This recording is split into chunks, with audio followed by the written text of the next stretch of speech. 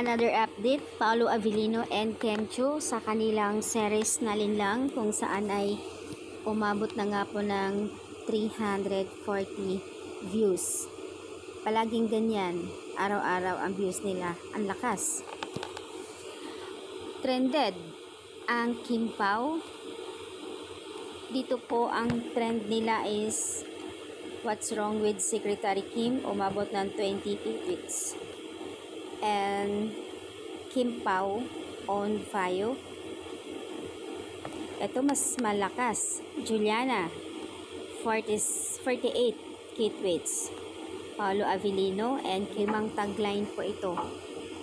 Limang tagline trended. Ganito kalakas ang Kim Pao. Grabe sila. Thank you so much all to do so join the Twitter party till the next trending party again.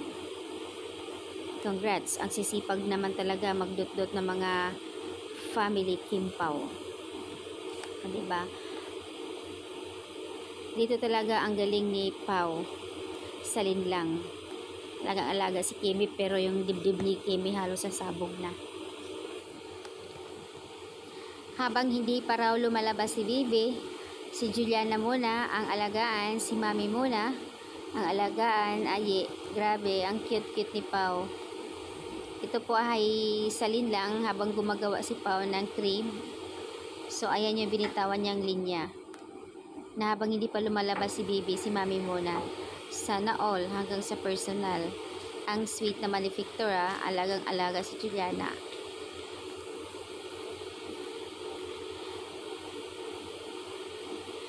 Ang gaan sa pakiramdam, yung feeling na inaalagaan ka, buntis, then after ilang kasal na rin ba, and real life, mga dilulo talaga. Sana nga, pakasal na sa totoong buhay ang Kim Pao. Sigurado yan, buong mundo magdiwang.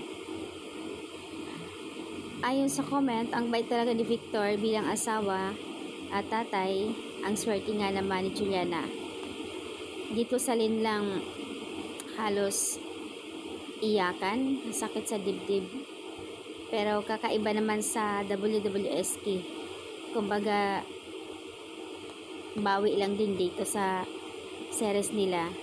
Funny, sweet, na word na ewan, pero ang ganda. Doon naman ay makapanakit ng damdamin ayon sa comment.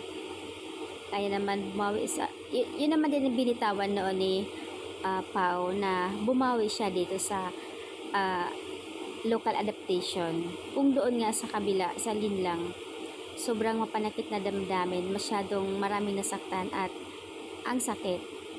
Bumawi naman ako dito ayon sa kanya.